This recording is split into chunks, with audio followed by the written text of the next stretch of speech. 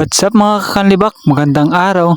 Ngayong araw po nga ni mag-adventure tayo. Samahan nyo muna po nga ni kami at mamamana tayo din sa amin. Kasama po nga ni mga pinsan ko. Dahil nga ni po manipis na ang tubig din sa ilog, kaya naisipan po namin magpipinsa na mamana din sa ilog. Pagkarating po nga namin din sa spot na pamanaan namin, ay agad na nga ni po nanisid na rin pinsan ko. Hindi po nga ni ako pa dyan nanisid dahil ako po nga ni may hawak na rin camera at ako rin po nga ni nagdala na rin lagayan. Ito nga ni po ang pinakamahirap pag ikay magawa ng content, yung wala kang taga-camera baga, wala kang taga-video, ikaw talaga mag-video sa sarili mo. Mahirap talaga yung mga ganitong sitwasyon, lalo na pag nasa tubig. Ay ingatan yung cellphone, ay pag nabasa talaga ay yari talaga. Kaya ako minsan po nga na hindi po ako nakikita din sa video dahil puro kamay lang po, mga binti lang nakikita sa akin dahil ako po nga ni madalas na naghahawak na rin camera. Ibalik po nga tayo din sa video. Marami na po nga ni kaming nahuli dyan. Nakahuli pa po nga ni pinsan ko dyan na malaking ipon sapa. Makalipas po nga ni ang ilang minuto ay nakahuli po nga ni ulit na rin pinsan ko. Tilapia naman po ang nahuli, kaso nga nila po ay maliit pa yung tilapia. Yung mga tilapia po na yan ay galing din yan sa fish pond.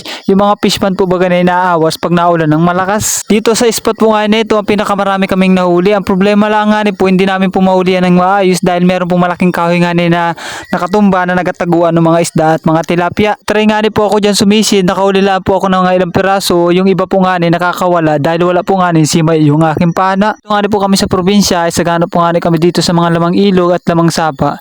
Ang problema nga nila po talaga ay may mga tao talaga na mapagsamantala. Gumagawa sila ng paraan para makahuli pero sa madaling paraan. Ang pinupunto ko nga ni po dito yung mga tao na nagakurente at saka yung mga nagatuba. Hindi ba nila naiisip na yung mga maliliit na hayop ay namamatay din? Tapos kung minsan yung mga malalaking hayop hindi nila nakikita, nabubulok lang doon sa ilog na mamaho na. Tapos kadalasan yung mga nagawa pa nito yung mga dayo pa. Sorry po sa mga natamaan pero mali po yung ginagawa. Ito nga po sa amin lugar ay napangalagaan din po nga namin itong ilog. Dahil isa ito po sa napagkuhaan din namin ng hanap buhay at saka ng mga aming makakain. Pwede naman po kayo dumayo dito sa amin lugar pero sana naman po manghuli tayo sa tamang paraan at hindi sa illegal na paraan. Pagkatapos nga namin pumanghuli dun sa magandang spot ay naglakad-lakad na nga po kami pa uwi. Habang nagalakad po nga kami dyan ay nakita namin yung mga bata na nagasigaw.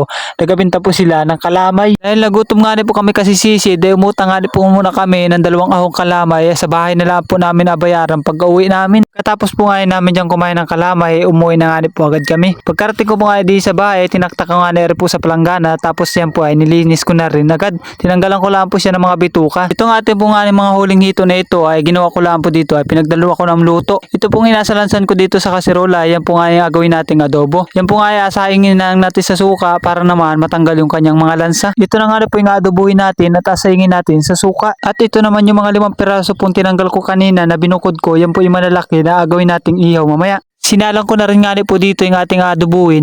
Nilagyan ko lang po yan ng bawang at sibuyas at saka maraming suka. Hindi ko na rin po yan nilagyan ng tubig dahil puro suka po nga yung ating apang saing dyan. Habang naghihintay po nga ako dyan ng kumati ang sinayang natin na hito, ay nagkayod na rin po nga ako dyan ng isang buong nyog para naman may panggata tayo din sa adobo. Tapos ko nga po magkayod ng isang buong nyog ay agad-agad na nga po ako magtilos na rin mga tingting na panglagay natin din sa mga hito. Pagkatapos ko nga po magtilos ay tinuhog ko na nga po lahat ng hito. Rin na nga po lahat yung mga natuhog nating hito. May panamaya na po yung asin at saka paminta. Pagkatapos nga natin magtuhog ng hito ay saktong-sakto nga po na kumati na rin inasaing natin na hito. Nilagyan na nga po natin ng gatay. Ang gata po naman ay sala na natin. Pagkatapos nga po kumulo na rin gatay, naglagay na nga po ako dyan ng dilaw na powder. Yan po nga din dilaw na powder na yan ay pampakulay natin din sa ating adobo. Pagkatapos nga po maluto ng adobo ay agad-agad na nga po ako bumaba din sa kubo nila ate na nag-iyaw-ihawan niya. Pagkatapos nga po ni ate magluto ng iyaw-ihaw niya ay naglagay na nga po agad ako na rin mga hito at sayang nga po mga baga. Shoutout pala doon sa 3 pisa ko kasama sa panisid, kay Daymar, kay Reden at saka kay Harry. Shoutout sa inyong 3 sa sunod ulit.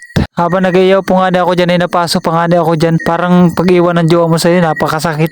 May ka dyan. Shoutout pala dyan sa solid followers at saka solid viewers natin dyan. Comment ka naman kung napanood mo ito hanggang dulo para naman malaman ko kung saan napabot itong video na to. Maraming salamat sa inyong walang sawang pagsuporta. Suportahan nyo sana ako hanggang dulo.